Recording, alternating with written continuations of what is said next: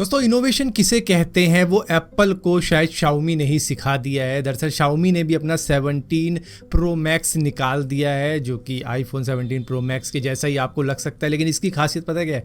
इसमें ये जो स्पेस है जहाँ पर कैमरे वैमरे उसमें डिस्प्ले भी डाल दिया है शाओमी ने, वो है एक्चुअली में एक देखने लायक इनोवेशन। अगर एप्पल ऐसा करता तो भाई चमत्कार ही हो जाता, लेकिन शाओमी ने जो किया है कमाल ही कर दिया है। मतलब एप्पल तो खैर इनोवेशन के नाम पे कुछ नहीं करता, बट डिज़ाइन चेंज करता रहता है, कैमरा इधर उधर, और इस बार तो चौड़ा कर दिया। लेकिन शाओमी ने वो करके दिखाया है जो कि आप एप्पल से एक्सपेक्ट करते हो, लेकिन एप्पल बिल्कुल भी नहीं करता है, क्योंकि एप्पल को तो पता है कि भाई वो कुछ भी बनाएगा, हल्का सा भी अगर एक बिंदु भी लगा देगा ना इधर उधर, तो वो भी एक इनोवेशन कहलाएगी एप्पल फैंस के लिए, कह लो आईफोन फैंस के लिए। लेकिन शाओमी ने जिस तरीके का ये फ़ोन बनाया, अगर आप साइड बाय साइड कंपैरिजन करोगे तो लुक्स के मामले में आई थिंक एप्पल कहीं से बीट नहीं कर पा रहा है शाओमी के 17 प्रो मैक्स को। और इसी के साथ साथ इसमें स्क्रैचेस भी नहीं आ रहे, जिस तरीके की स्क्रैचेस आईफोन 17 प्रो मैक्स या फिर इनकी पूरी 17 सीरीज़ के अंदर आ रहे हैं वो इसमें नहीं आ रहे। लेकिन भाई लुक्स एकदम किलर है। मतलब अगर फ़ोन नहीं होता मेरे पास में तो मैं शायद सोचता कि यार फ़ोन लूँगा तो कुछ इस तरीके का हट के लूँगा। हालांकि लोग कह सकते हैं कि भाई चाइनीज़ है, ये है, वो है, भाई पहले भी शाओमी ही चला रहे थे। मतलब जो नोट सीरीज़ चली थी इनकी काफ़ी ज़्यादा मज़ेदार, सस्ते में देते थे 10-11 हज़ार रुपये में, तो भैया तब भी चला रहे थे और चल रहा था और कुछ भी ख़राबी नहीं आई थी। तो अब भी देखो इनोवेशन इतनी तगड़ी है कि मतलब मज़ा आएगा हाथ में रख के इसे कि बंदा पूछे कौन सा फ़ोन है। और इसकी पता है खासियत क्या है? इसका जो बैक पैनल है ना, उसमें जो कैमरा दिखा रखा है वो कस्टमाइजेबल है। आप कस्टमाइज कर सकते हो उसके डिस्प्ले को कि आप जैसा दिखाना चाहो वैसा कर दो उसको। दोस्तों दिल्ली के अंदर हर साल सर्दियों के वक्त में काफ़ी ज़्यादा स्मॉग फैलता है, यहाँ पर काफ़ी ज़्यादा पोल्यूशन हो जाता है, और उस पोल्यूशन से निजात पाने के लिए यहाँ पर एक एक्सपेरिमेंट भी होने जा रहा है। दरअसल दिल्ली सरकार IIT कानपुर के साथ में मिलकर दिल्ली के अंदर क्लाउड सीडिंग करने जा रही है, जिसके अंदर सेस्ना 206H एयरक्राफ्ट का यूज़ किया जाएगा जो कि हिंडन एयरबेस से उड़ेगा। इसके अंदर सिल्वर आयोडाइड होगा जो कि बादलों में छिड़काव करता हुआ जाएगा, जिससे कि बादल बारिश कर सकते हैं। इस एक्सपेरिमेंट के ऊपर करीबन 3.5 करोड़ रुपए लगाए जा रहे हैं, जहां पर DGCA की परमिशन मिल चुकी है कि 1 अक्टूबर से 30 नवंबर के बीच में आप इस तरीके के एक्सपेरिमेंट कर सकते हो। इसका पहला ट्रायल 7 से 9 अक्टूबर के बीच में होने वाला है। उसके बाद में अगला ट्रायल भी होगा 9 से 11 अक्टूबर के बीच में। यहाँ पर वेदर कंडीशन को देखा जाएगा, अगर सही वेदर कंडीशन मिलती है तो इसके ट्रायल कंडक्ट किए जाएंगे इन डेट के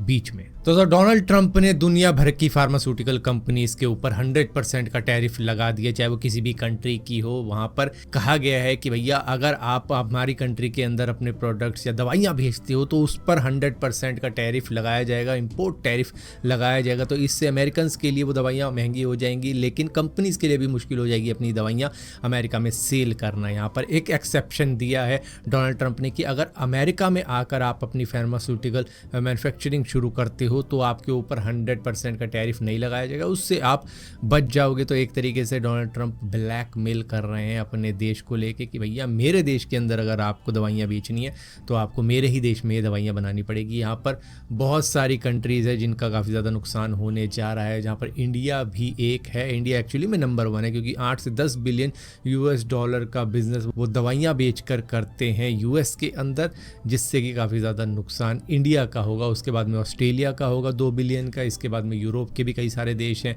Ireland, Denmark, Belgium, Germany, Switzerland, और एशिया की भी कुछ कंट्री हैं जैसे कि जापान हो गया, चाइना हो गया।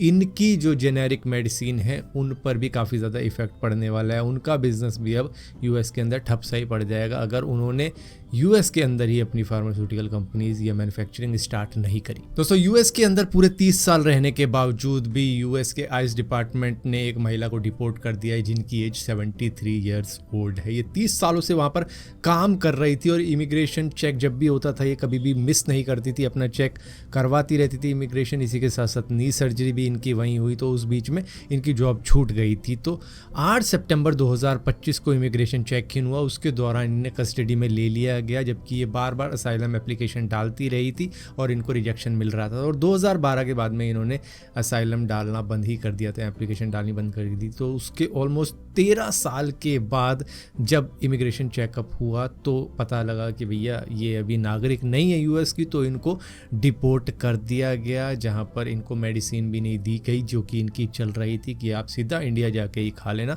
इस तरीके से डिपोर्ट किया गया। तो मतलब कि यूएस के अंदर आप 20 साल रह लो, 30 साल रह लो, 35 साल रह लो, अगर आपको वहाँ का पीआर या नेशनलिटी नहीं मिली है तो आप रिस्क में हो, वो कभी भी डिपोर्ट कर सकते हैं। दोस्तों, लद्दाख के अंदर हुए प्रोटेस्ट को लेकर अब सोनम वांगचुक को अरेस्ट कर लिया गया है, जो कि अनशन पर बैठे हुए थे, हंगर स्ट्राइक कह सकते हैं उसको, हंगर स्ट्राइक पर बैठे हुए थे 14 दिन से, जहां पर अब आज के दिन इनको अरेस्ट किया गया है।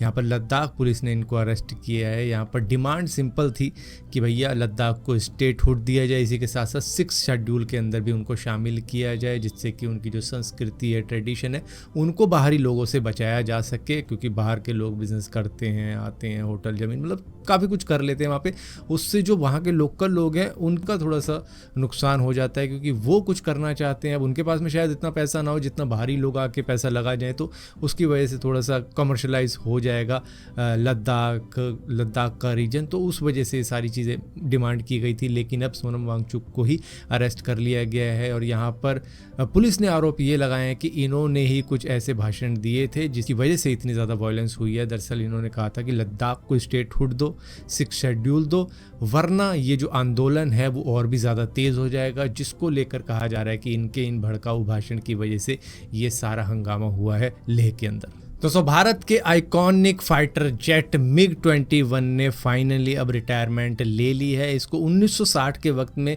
एयरफोर्स के अंदर शामिल किया गया था, तो ऑलमोस्ट अब ये 62-63 साल का हो चुका है। तो अब जाके MiG-21 को रिटायर घोषित कर दिया गया है, जिसके लिए सेरेमनी भी रखी गई थी और ये लास्ट में उड़ान भी, ये अपनी आखिरी उड़ान भी भर चुका है, जिसके बाद में वाटर कैनन से इसको मतलब एक तरीके से सल्यूट दिया गया है, विदाई की गई है इसको।